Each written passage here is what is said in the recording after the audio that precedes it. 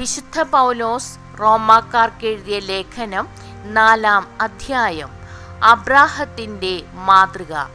ആകയാൽ ജഡപ്രകാരം നമ്മുടെ പൂർവ്വപിതാവായ അബ്രാഹത്തെക്കുറിച്ച് എന്താണ് പറയേണ്ടത്?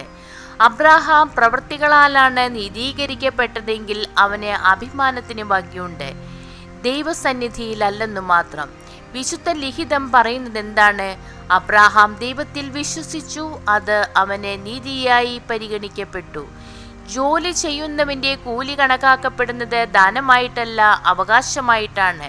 പ്രവൃത്തികൾ കൂടാതെ തന്നെ പാപിയെ നീതീകരിക്കുന്നവനിൽ വിശ്വസിക്കുന്നവന്റെ വിശ്വാസം നീതിയായി പരിഗണിക്കപ്പെടുന്നു. പ്രവൃത്തികൾ നോക്കാതെ തന്നെ നീതിമാനെന്ന് ദൈവം പരിഗണിക്കുന്നവന്റെ ഭാഗ്യം ദാവീദ് വർണ്ണിക്കുന്നു. അതിക്രമങ്ങൾക്ക് മാപ്പും പാപങ്ങൾക്ക് മോചനവും ലഭിച്ചവൻ ഭാഗ്യവാൻ. കർത്താവ് കുറ്റം ചുമത്താത്തവൻ ഭാഗ്യവാൻ. പരിച്ഛേദിതർക്ക് മാത്രമുള്ളതാണോ ഈ ഭാഗ്യം, അതോ അപരിച്ഛേദിതർക്ക് ഉള്ളതോ?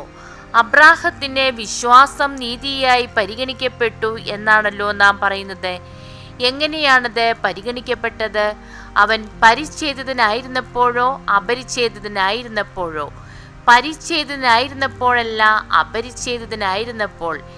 അപരിച്ഛേദിതനായിരുന്നപ്പോൾ വിശ്വാസം വഴി ലഭിച്ച നീതിയുടെ മുദ്രയായി പരിച്ഛേദനം എന്ന അടയാളം അവൻ സ്വീകരിച്ചു.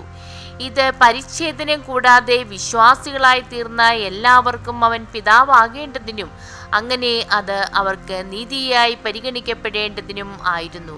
മാത്രമല്ല, അതുവഴി അവൻ പരിച്ഛേദിതരുടെ പരിച്ഛേദനം ഏൽക്കുക മാത്രമല്ല, നമ്മുടെ പിതാവായ അബ്രാഹത്തിന് പരിച്ഛേദനത്തിന് മുമ്പുണ്ടായിരുന്ന വിശ്വാസത്തെ അനുഗമിക്കുക കൂടി ചെയ്തവരുടെ പിതാവായി. വാഗ്ദാനവും വിശ്വാസവും. ലോകത്തിന്റെ അവകാശിയാകുമെന്ന വാഗ്ദാനം അബ്രാഹത്തിനോ അവന്റെ സന്തതിക്കോ ലഭിച്ചത് നിയമത്തിലൂടെയല്ല, വിശ്വാസത്തിന്റെ നീതിയിലൂടെയാണ്. നിയമത്തെ ആശ്രയിക്കുന്നവർക്കാണ് അവകാശമെങ്കിൽ വിശ്വാസം നിരർത്ഥവും വാഗ്ദാനം നിഷ്ഫലവുമായി തീരും. എന്തെന്നാൽ നിയമം ക്രോധത്തിന് ഹേതുവാണ്, നിയമമില്ലാത്തിടത്ത് ലംഘനമില്ല. അതിനാൽ വാഗ്ദാനം നൽകപ്പെട്ടത് വിശ്വാസത്തിന്റെ അടിസ്ഥാനത്തിലാണ്. അത് ഒരു ദാനമായിരിക്കുന്നതിനും അങ്ങനെ അബ്രാഹത്തിന്റെ എല്ലാ സന്തതികൾക്കും, നിയമം ലഭിച്ച സന്തതിക്കും മാത്രമല്ല, അബ്രാഹത്തിന്റെ വിശ്വാസത്തിൽ പങ്കുചേരുന്ന സന്തതിക്കും ലഭിക്കുമെന്ന് ഉറപ്പുണ്ടായിരിക്കുന്നതിനും വേണ്ടിയാണ്.